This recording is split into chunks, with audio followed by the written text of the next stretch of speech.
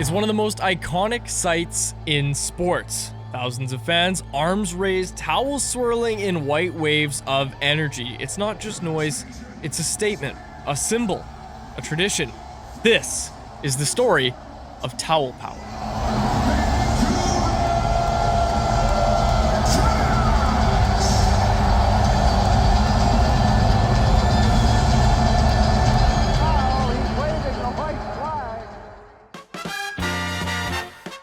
It all began in 1982, not as a celebration, but as a sarcastic protest from a calm, clever coach who'd simply had enough.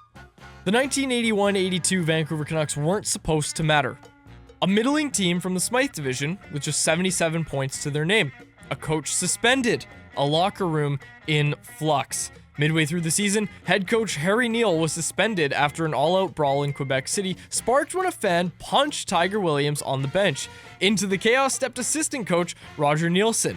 He was soft-spoken, thoughtful, the kind of coach who read the rulebook for loopholes, not inspiration. But Neilson was also brilliant.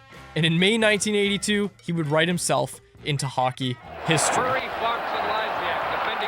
The Canucks were in the Campbell Conference Finals against the Chicago Blackhawks. In Game 2, the officiating was, let's just say, one-sided. Vancouver was getting call after call against them. The bench was boiling. And the play is whistled down. Another penalty coming up. With just minutes to play, Roger Neilson, calm as ever, grabbed a white towel. He tied it to a hockey stick, and with a sarcastic wave, he mocked the refs from behind the bench. Another penalty coming up as well. Referee Myers has skated over to the timekeeper's bench again. Oh, look at this. Roger Neilson has a towel. He's waving the white flag. We surrender, he seemed to say. You've already decided the game. The referees didn't take the joke very well. Neilson and two players were ejected from the game. The Canucks lost 4-1, but the moment had landed.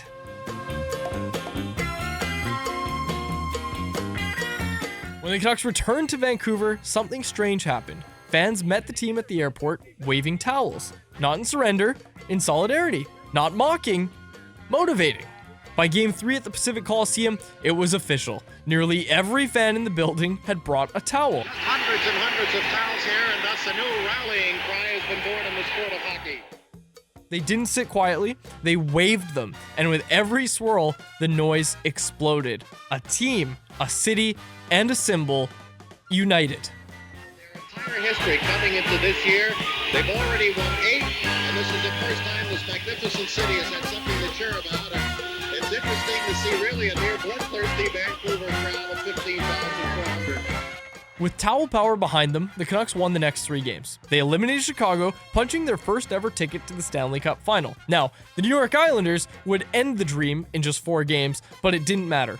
Vancouver hadn't just reached the final for the first time, they'd found their voice. That may have resulted in Myers reacting. Players sitting on the bench now holding up those towels.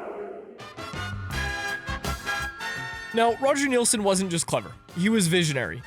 He once chose to put a defenseman in net on a penalty shot instead of a goaltender, with the goal of sending the defenseman out to cut down the angle and just attack the guy that was trying to score on a penalty shot. And it worked! It worked, and the NHL changed that rule.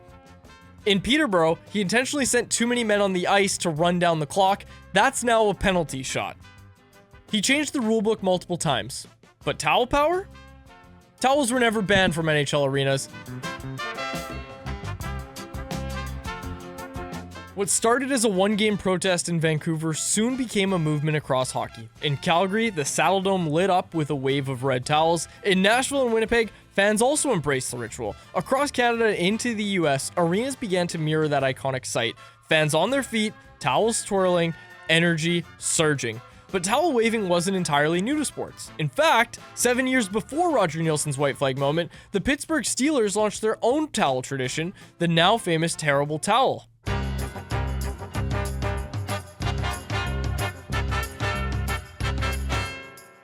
In 1975, broadcaster Myron Cope introduced the terrible towel as a promotional gimmick to rally Steelers fans during their playoff push. Plus, which the Steelers have that terrible towel going for them. Yep, this year we've had a revival of the terrible towel.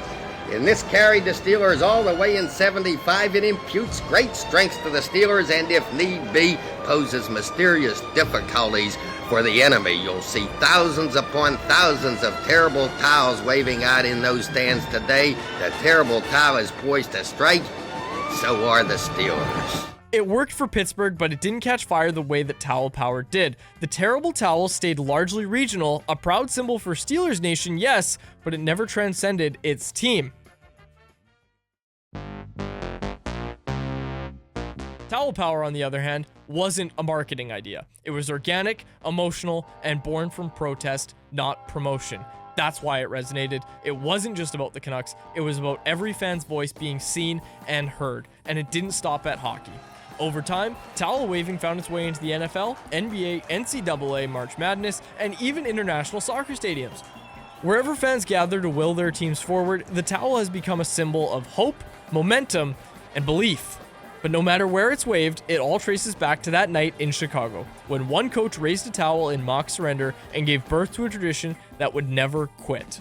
Fans realized this wasn't just a gesture. It was a visual force, a thunderous energy that connected crowds to the game. But make no mistake, it all began in Vancouver, with one wave and one moment. In 2011, a bronze statue of Roger Neilson was unveiled outside Rogers Arena. He stands tall, stick raised, towel flying, forever frozen in that perfect moment of protest and pride. Fans still climb it after playoff wins. Generations of Canucks fans bring their towels just like their parents did.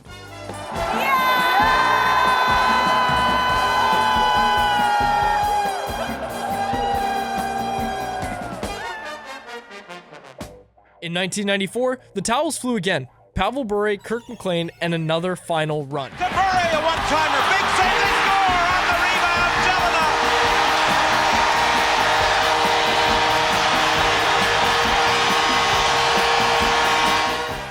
In 2011, the city roared as Vancouver came one win from a cup. Every time, the towels came out.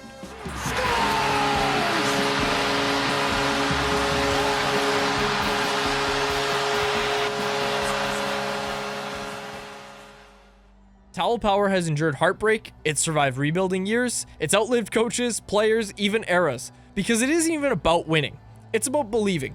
Believing that one city, standing together, can shake an arena with cloth and hope.